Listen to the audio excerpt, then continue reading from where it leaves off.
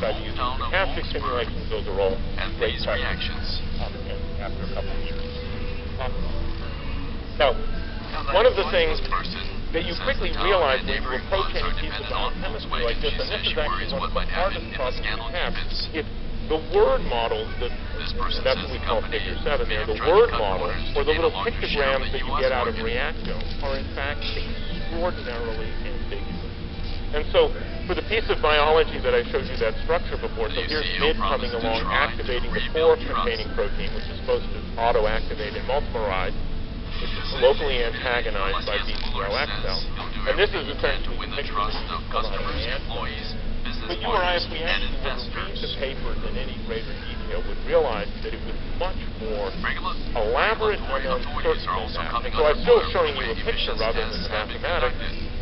What we now realize from David Andrews and work in this field is that there are both processes of translocation that are absolutely essential. There are binding reactions and there are catalytic processes here. And there are processes, and I've dotted one here in the blue case, which is BCL-XL recruiting its own cytosolic species of mitochondria that have not been documented in any public paper, but make a lot of structural sense. But you might want to put that forward as a hypothesis. What the German Environmental Organization says the group has pointed out time and time again that results of such lab-based tests tend to be very different from actual driving conditions. There is no graphical annotation that can adequately encapsulate the hypothesis of effect, and in the end, that's why you end up with a series of mathematical equations, and the models I'm showing you today use about 100 variables, about 100 equations, on Friday that will implement additional tests under conditions that are closer no more than I showed you before. Its very enumeration makes it seem complex. The idea is fundamentally simple. Mass action mechanism. And in the end of the day, the nice thing is you can now begin to do simulation models. And you can ask, well, did it matter? Next story is about the unresolved problem whether BCL-XL could auto-recruit itself. From the 2011 nuclear accident last month, residents in Miyagi Prefecture staged protests when the government tried to move ahead with a plan to build disposal sites for contaminated waste. And by investigating it, has opened an entirely new avenue of investigation and research. It's hard to imagine a better example of that very phenomenon than today's speaker, Dr. Daniel Kastner. Dan is the chief of the genetics and genomics branch of NIAMS. He's the clinical director and director of translational research for the intramural program at NIAMS. And for the last year, he's also served as deputy director for intramural clinical research at NIH. I've known Dan for more than 10 years, had the privilege of a little bit of collaboration with him back in the 1990s in the search for one of the genes that I'm sure he's going to talk about today, which is responsible when mutated for a condition called familial Mediterranean fever. Dan has really established that whole area of periodic fevers, and a new kind of term that he invented for that, namely the auto-inflammatory condition, a number of other related disorders that have opened our eyes to a whole area of the immune system. Certainly, as many have pointed out, you never understand a system as well as when you have the opportunity to observe what happens when something goes wrong in one of the components. And these genetic conditions, although rare, have certainly provided that kind of remarkable insight. Dan got his undergraduate degree at Princeton, his MD PhD at Baylor, and he stayed on at Baylor to be resident and ultimately chief resident in internal medicine. But since 1985, he has been here at NIH in various roles, and I mentioned to you the one that he now holds, actually several that he now holds, playing a very important leadership role in clinical research here at NIH. He's been elected to membership in the American Society of Clinical Investigation and the Association of American Physicians. Has been honored, particularly by the ACR Distinguished Investigator Award from the American College of Rheumatology, and currently is an NIH Distinguished Investigator, one of those terms, those appointments reserved for our most highly respected and credentialed investigators here at NIH. So it's a great pleasure for me to have the chance to introduce him, and I'd ask you to give a warm welcome to my friend Dan Kastner. Thank you very much, thank you. Well, thank you very much, Francis, for that very kind introduction.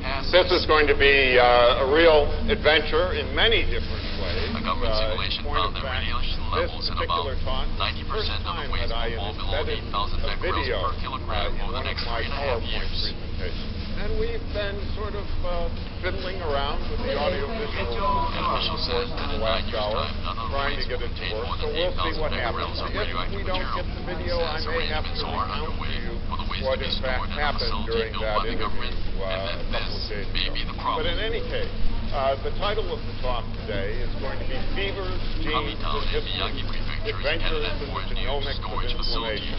And basically what we're going to be talking about today are these diseases, such as familial Mediterranean fever that Francis alluded to, that have had really a special fascination for me for the last over 20 years, and that have really been the subject of our work in the laboratory, looking for the genes that are mutated in these Mendelian disorders.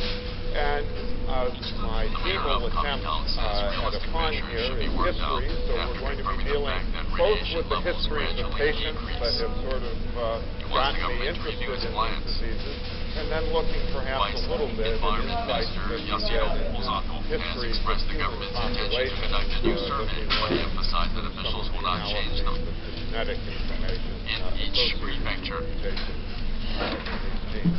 So it really has been, over the course of the last few years, an adventure for me, and hopefully we will enjoy the next little while as we take adventures through time and space, both real and imagined, as we talk about some of these diseases. Now, perhaps, if I put this button a little advanced that I can see, it won't, but the person in the back got the cue.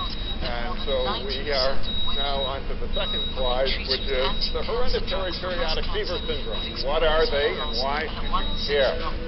So, first of all, if we can have the first bullet here, these are disorders that are characterized by recurring episodes of fever with either localized and or systemic inflammation, without evidence of infection or autoimmunity. Certainly there are no high-titer autoantibodies or antigen-specific T cells in these disorders. As you'll see, as we pick up the next bullet, there are dramatic evidence of inflammation in these disorders. I can press the button and it works. So here are some examples of, in the periodic fever syndrome, some of the images that perhaps illustrate the dramatic inflammation that some of these patients can have. So shown here on the left is a laparoscopic view of the peritoneal cavity of a 7-year-old girl from California whom we saw a few years ago, who has TRAPS, the TNF receptor-associated periodic syndrome. And this is one of the periodic fever syndromes that we'll be talking about today. She had had repeated episodes of peritonitis over the course of her young life, and actually had developed adhesions in the peritoneal cavity, which are shown here, because of this repeated inflammation, this repeated sterile peritonitis that she had. Second image here is actually an echocardiogram taken of one of our patients with familial Mediterranean fever, a young man from Baghdad, Iraq, who was sent to us via London and then the Mayo Clinic with diffuse